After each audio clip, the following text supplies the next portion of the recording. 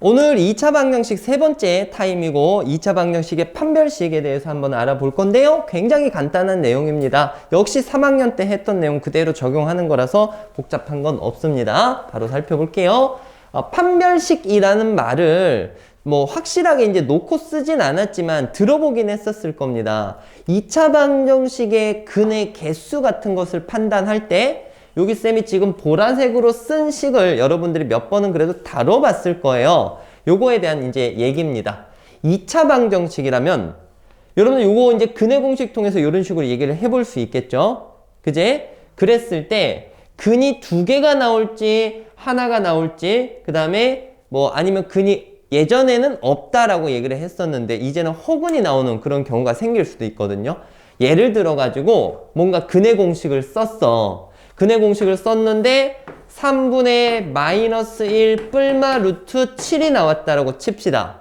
이러면 근이 몇 개 있는 거예요? 두 개 있는 거잖아. 그치? 서로 다른 두 실근을 갖는 경우인 거고 뭔가를 근의 공식 통해서 풀어봤는데 이 루트 안에 들어가는 값이 0이 됐다라고 칩시다. 여러분들 이러면 이 뿔마가 있긴 하지만 0에 있어서는 얘는 의미가 없는 뿔마지 않습니까? 그럼 근은 실질적으로 몇 개인 거예요? 한 개만 되는 거야. 그러니까 중근을 갖는 그런 상황이 된다라는 거지. 또는 근의 공식을 썼는데 마이너스 1 뿔마 루트 뭐 마이너스 3이라는 값이 나왔다라고 칩시다. 루트 안에 지금 음수 들어갔어. 이거는 허수잖아, 허수. 그지? 그러면 이거는 근은 두 개긴 하지만 실근이 아니라 무슨 근을 갖는 경우가 될까? 허근을 갖는 경우가 되는 거야. 그래서 루트 안에 들어가는 값이 지금 양수냐, 0이냐, 음수냐에 따라서 서로 다른 두 실근을 가질지 중근을 가질지 서로 다른 두 허근을 가질지가 결정이 된다라는 거고 그래서 이놈을 우리가 근을 판별할 수 있는 판별식이라고 불러주게 되는 겁니다. 아시겠죠? 자, 그래서 정리 한번 더 해볼게요. 자, 판별식이라고 부르고 얘를 D라고 잡아주는데 D를 B제곱 마이너스 4AC라고 얘기를 했을 때 D가 0보다 큰 경우라면 근이 어떻게 나와질까? 서로 다른 두 실근이 나온다라고 여러분들이 얘기해 주시면 되겠고요. 판별식을 계산해 봤는데 얘가 이제 0이 나왔어. 그러면 어떤 근을 갖는다라고 봐? 중근을 갖는다라고 보면 되겠고 마지막 판별식의 값이 이제 0보다 작게 나왔어. 그러면 근이 두 개 나오긴 하는데 어떤 두 근이 나올까? 서로 다른 두 허근이 나온다라고 받아들여 주시면 되겠습니다. 아시겠죠? 오케이? 자, 요렇게 세 가지 형태 알고 있으면 되는 거야. 뭐 다 알고 있는 내용이지. 자, 근데 우리가 근의 공식 썼을 때 이 근의 공식 말고 짝수 근의 공식도 있었잖아. 짝수 근의 공식도 있었고 그 루트 안에 들어갔던 식 기억나니? 뭐였어? B 프라임 제곱 마이너스 AC. 그러니까 걔가 양수냐 음수냐 0이냐에 따라서도 똑같이 결정이 되기 때문에 그것도 한번 써볼게요. 걔는 이렇게 표현해 줍니다. 4분의 D라고 표현을 해줘요. 실제로 여기 있는 값을 4로 나눈 게 이거라고 보시면 돼요. 따로 유도는 안 하겠습니다. 알겠죠? 쌤이 3학년 때는 유도했었는데 뭐 크게 필요하진 않아. 그러니까 B 프라임 제곱 마이너스 AC의 부호 가지고도 판단해도 된다라는 거야. 오히려 고등학교 때는 이게 더 많이 쓰인다라는 얘기야. 알겠지? 그래서 요거까지 좀 기억을 해주시고요. 아, 쌤이 중요한 거 안 썼는데 여기서 A, B, C가 개수가 실수일 때만 이런 판별식을 쓸 수가 있습니다. 근데 개수가 그럼 허수일 때는 쌤 어떻게 하나요? 지금 여기 뒤에 책에서 보충 부분에 이제 나와지긴 하는데요. 이건 이제 거의 교육과정 외로 빠졌고 요즘 나오는 거 거의 못 봤습니다. 그래서 안 하셔도 돼요. 알겠지? 개수가 실수일 때만 판별식을 이런 식으로 쓸 수 있다라는 얘기야. 어려울 거 없죠? 자, 그러면 우리 요거 통해 가지고 한번 좀 문제에다가 적용 바로 한번 시켜 볼게요. 지금 여러분들 교재 보면은 그 기본적인 요 개념 이어서 뭐 또 K값에 관계없이 뭐 이런 식으로 이제 어떤 특정 개념이 나와 있는데요. 걔는 하나의 유형이기 때문에 익힌 문제 3번에서 선생님이 설명을 해드리도록 하겠습니다. 1번부터 한번 살펴보자. 간단한 내용이니까 쭉쭉 갈게요. 자, 1번 방정식이 있고요. 서로 다른 두 실근을 갖도록 하는 A값의 범위를 구해보자.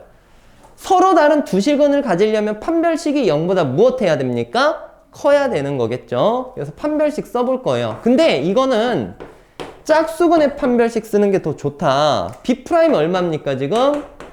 1이잖아. 오케이?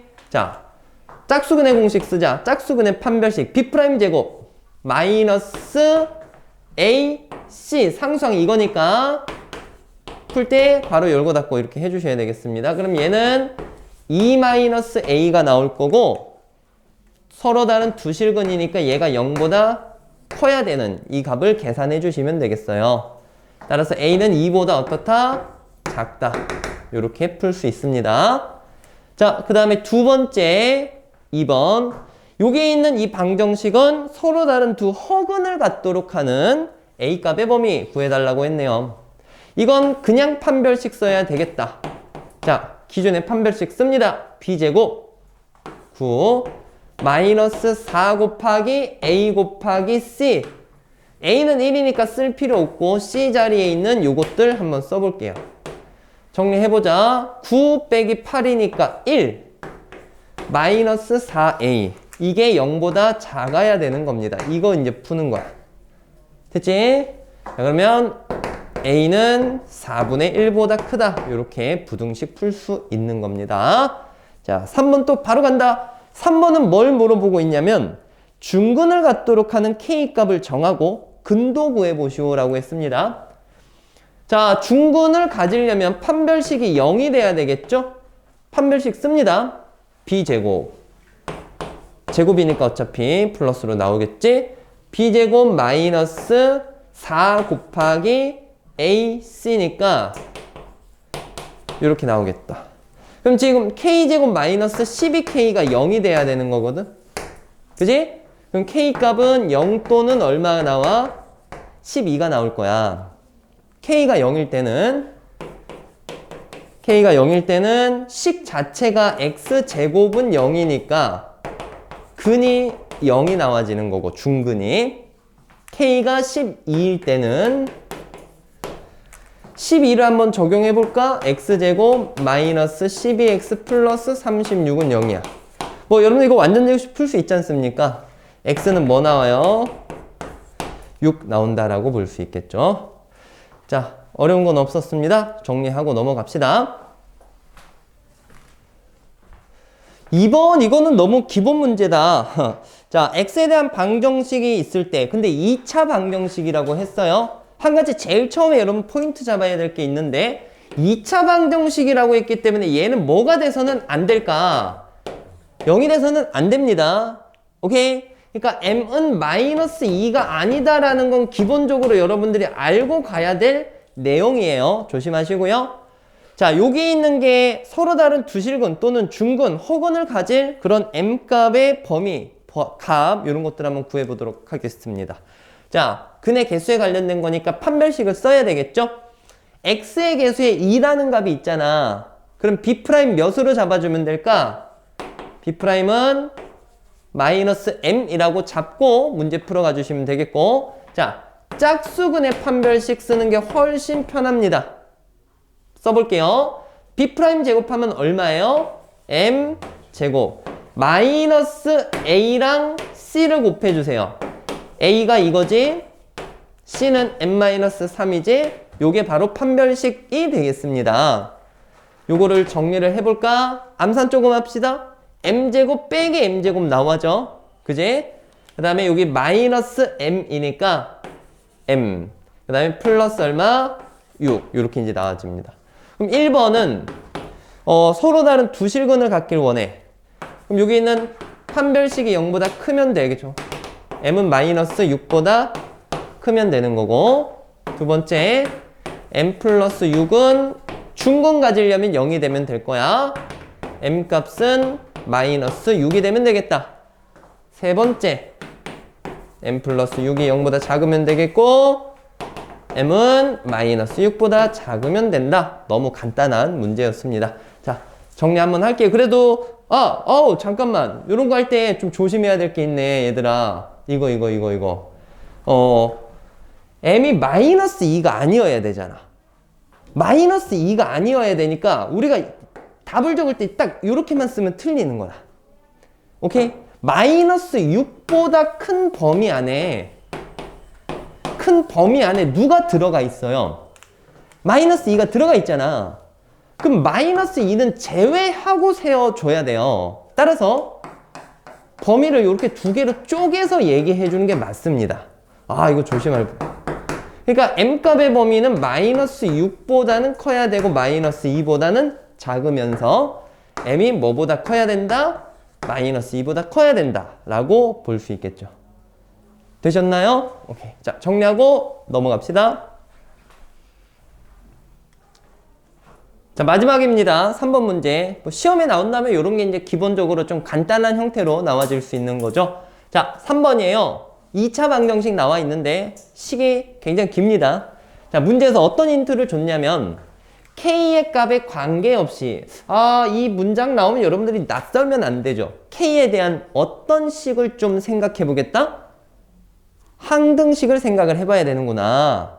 오케이. K의 값에 관계없이 K에 대한 항등식이 되는 건데 뭐가 K에 대한 항등식이냐면 지금 문제에서 무슨 근을 갖는다라고 했죠?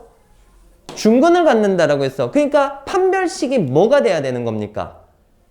0이 돼야 되는 거야. 중근이니까. 그러니까 판별식이 0이 된다라는 그 식이 K에 대한 무슨 식이다? 항등식이다. 오케이. 그러니까 이걸 해석하자면 D는 0이라는 식이 K에 대한 무슨 식이라고? 항등식이라고. 아셨죠? 자, 그러면 풀어볼게요. 판별식 쓸 거야.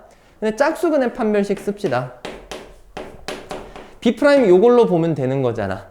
어차피 마이너스도 얘기를 하긴 해야 되겠지만 제곱하니까 큰 의미는 없어요. 자, B' 제곱합시다. 마이너스 A는 1이고 C는 좀 복잡하지만 그래도 뭐 요 정도는 쓸 수가 있을 거야. 판별식 쓴 건 이해하셨죠? 정리 조금 더 해볼까? K제곱 없어지고 A제곱도 없어져. 여기 가운데 항 마이너스 2AK 뒤에 플러스 B 마이너스 1 이렇게 이제 나와지겠습니다. 자, 이때 얘가 0이 돼야 된다라고 했잖아. 그 식을 한번 적어볼게. 마이너스 2AK 더하기 이건 좀 이렇게 묶어서 얘가 0이 돼야 돼. 판별식이 0이 돼야 돼. 근데 요 식이 K에 대한 무슨 식이라고요? 항등식이라고. 그럼 쌤이 정리까지 다 해놓은 상황이야. K에 대한 항등식이면 K 앞에 개수도 0이 돼야 되고 상수항도 뭐가 돼야 됩니까? 0이 돼야 되겠지. 그래서 요것도 0이고 요것도 0이니까 A 값은 얼마예요? 0. B 값은 얼마예요? 1. 이런 식으로 이제 풀어낼 수 있습니다. A, B를 더하시오라고 했으니까 답은 1이다. 이렇게 이제 볼 수 있어요. 해석할 수 있겠어요? 이게 이제 중요한 내용이겠지? 중근을 가지니까 판별식이 성립돼야 되는데 이게 K 값에 관계없이 성립해야 되니까 K에 대한 항등식이구나 라는 것을 적용을 시켜준 겁니다. 오케이. 정리 이따가 잘 해보시고요. 마지막 문제. 자, 요번에는 방정식이 주어진 게 아니라 2차 식이 주어진 거예요. 근데 이 2차 식이 완전 제곱식이 된대. 여러분들 이거를 이제 2차 방정식이랑 연관 짓는다면 등식을 줬을 때 얘가 완전 제곱식이라면 어떤 근을 갖는 상황이라고 볼 수가 있는 거죠? 중근을 갖는 상황이라고 볼 수 있는 거지, 그치? 그래서 얘는 방정식은 아니지만 방정식으로 따져봤을 때 중근을 가져야 되니까 판별식이 뭐가 된다라는 걸 이용을 하면 될까? 0이 되면 된다라는 걸 이용하시면 되고요. 그리고 이런 것도 사실 우리 중3 때 다 다뤄봤잖아. 그치? 자, 풀어보겠습니다. 판별식 쓸 거예요. 역시 짝수근의 판별식 쓰자. 오케이?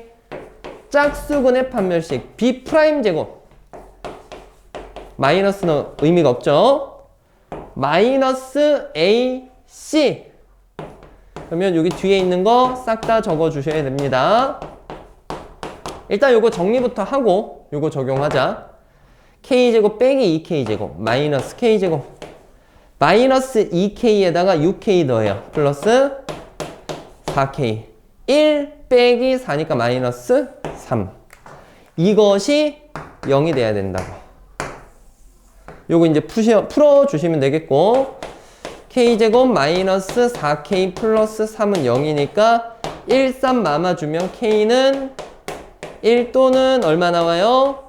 3이 나와집니다. 자, 문제에서 뭐 별다른 얘기가 없으니까 1이랑 3 두 개가 답이라고 봐주시면 되겠네요. 되셨나요? 오케이. 자, 요렇게 해서 우리 판별식은 마무리 짓겠습니다. 고생했습니다.